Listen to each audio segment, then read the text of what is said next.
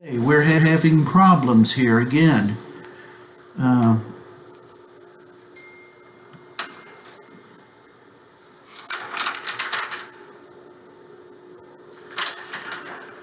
so here we are discussing our outline. Uh, I would start by having an introduction. Then I would have a section that will be several paragraphs about Emerson and Jeremiah. Uh, one section discussing Emerson with what the quotation is, the context, what it means to you. The same thing for Jeremiah. Then a third paragraph comparing the quotations. Then you're going to go on to section 3, which is the discussion of your characters. And you'd start out with Judge Pynchon. Tell a little bit about what happens to him in the book. Then talk about which principle is guiding him. Give 3 or 4 examples to support your argument. Remember, your strongest argument goes first, your next goes last, the weakest in the middle. Then talk about whether you think Judge Pynchon's life had a good result. And then you'll continue on that way with all of the characters. Then you'll have a section applying it to yourself and a conclusion. This will be posted so that you can look at it. And I don't think your outlines should be that hard to do. So be working on them. Now we're going to talk about Gatsby for a little while. And I don't know how long. But here we are. Right before you left, we discussed chapter 7, where all of the fun kids got in cars and went into New York to the Plaza Hotel and got drunk. During that time, Nick remembered something at that event.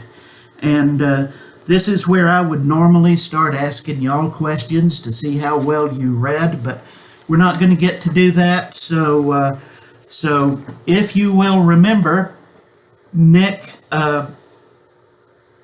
remembered while they were sitting there getting drunk that it was his birthday. And it was his 30th birthday. Pay attention to that. Y'all should be taking notes right now. Pay attention to it being Nick's 30th birthday. That might be important for something later, so keep an eye on it. Then also in chapter 7, when they were getting ready to leave, Gatsby told Nick that Daisy's voice sounded like a particular thing. Go look that up, see what it is, see what Gatsby thought Daisy's voice sounded like. And then, of course, there's the confrontation in the room at the Plaza Hotel, and chapter 7 ends up with the accident, and poor Myrtle getting run down by Gatsby's Rolls Royce. And then Gatsby keeping watch all night at Daisy's house to make sure she was safe, and then sneaking home to his own palace in the wee hours. So that gets us to chapter 8. What did we find out about Gatsby's experience at Oxford in chapter 8? He tells Nick a little bit more about that while he is sitting talking with Nick about his relationship with Gatsby, or with Daisy, and we find out what the real story about him being at Oxford was. Kind of interesting. And then we also find out that while Gatsby was overseas at the war, and I'm not doing a good job of staring at the camera here, but I hope I'm not distracting you much. While Gatsby was over at the war, Daisy just couldn't take waiting any longer, And so she married Tom Buchanan.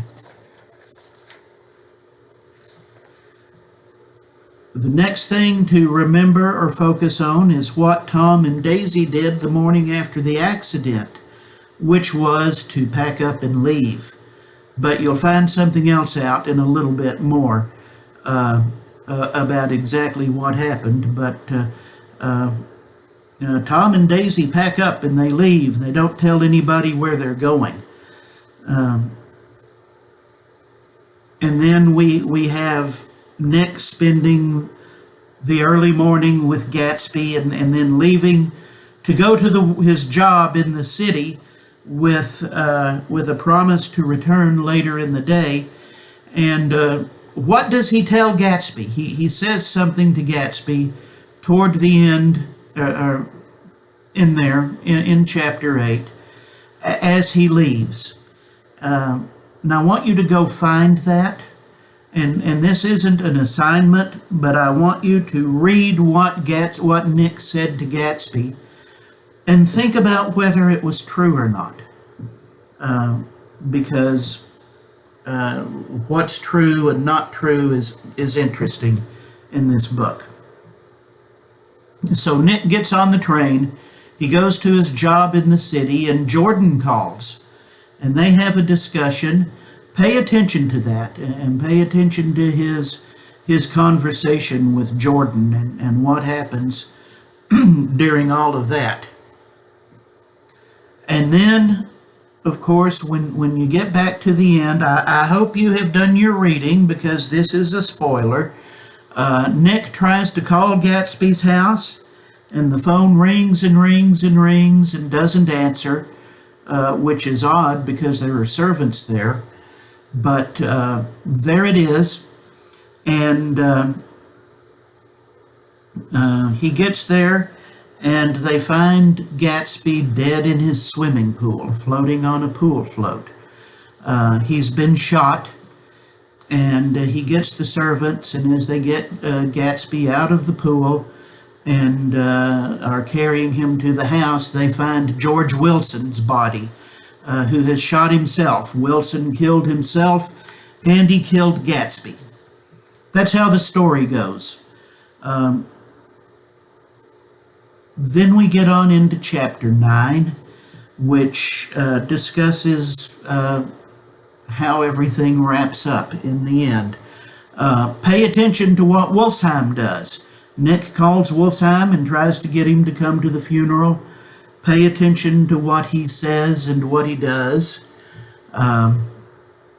There is an episode in chapter 9 where Nick gets a telephone call from Chicago. He picks it up, and a person who says they're from Chicago is calling and tells Nick some information that gives him a little bit of a clue about what Gatsby was really up to, and it was something dishonest. We're still not sure exactly what, but Gatsby was up to no good. So that's interesting.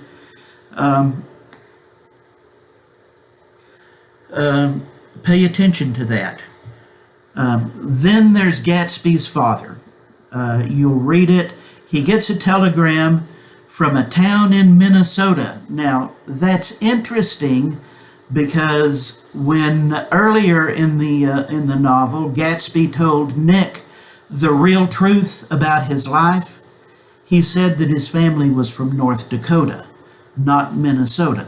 So, we still don't know the truth about Gatsby or his life, except that he does have a father who shows up for the funeral. And then one other person shows up at the graveyard, which pay attention to who that is. There's one person that comes to the graveyard. And then we get to the end of the book, and we're going to read a little bit about this. Here at the end of the novel, and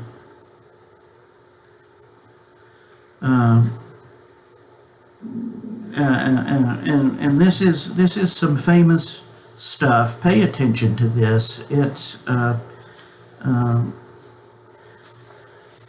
I can't say that I envy Fitzgerald at all, because I can't even imagine being able to do with words the things that he does.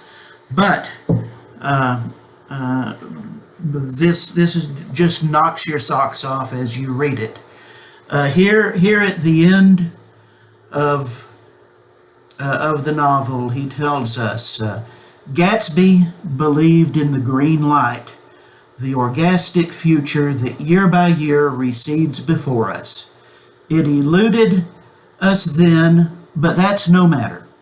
Tomorrow we will run faster, stretch out our arms further, and one fine morning, that's the end of the sentence, almost the end of the novel. So what did Gatsby believe in? What did he believe in? I think Gatsby believed in his own dreams and his own imagination more than he did anything else, which would make him what? What kind of person, what kind of figure, a classicist, a romantic, a realist? What would that make Gatsby? That's a question for y'all. Think about it. I may want you to tell me one day. And then at the end of the sentence, or at the end of the novel, the very end, after the green light, Fitzgerald, Nick, tells us, so we beat on, boats against the current, borne back ceaselessly into the past. What does that mean? What is Nick or Fitzgerald telling us that he thinks? Is he telling us that he believes that our dreams and our hopes will get us through? Is he telling us that the past always catches up to us? And what is Nick? Is Nick a realist or a romantic? I think there's a hint to that at the end of chapter 4, which I think is one of the main parts of the novel, where Nick's riding in the carriage with Jordan, and he says this about himself: unlike Gatsby and Tom Buchanan, I had no girl whose disembodied face floated along, so on and so forth. And since he doesn't have some dream of a girl floating before him, he turns his attention to Jordan. What does that tell you about Nick as compared to Gatsby? Think about that. Is Nick a realist? Is Nick a romantic? What are they? Think about comparing them. It may help you for your essay, and it's just interesting for you to know. You should just think about it. And then think about whether you would classify Gatsby as a romantic novel or a realistic novel, or a realist novel. Which do you think it is? Is it a realist's novel about a romantic? Maybe it is. We're going to meet a romantic in the next book we read, which is The Moviegoer. And we'll talk about that next time. I'm going to try now to upload this to YouTube. This lecture will be in 2 sections, so try to read it all. Have a good evening, stay healthy, and stay safe.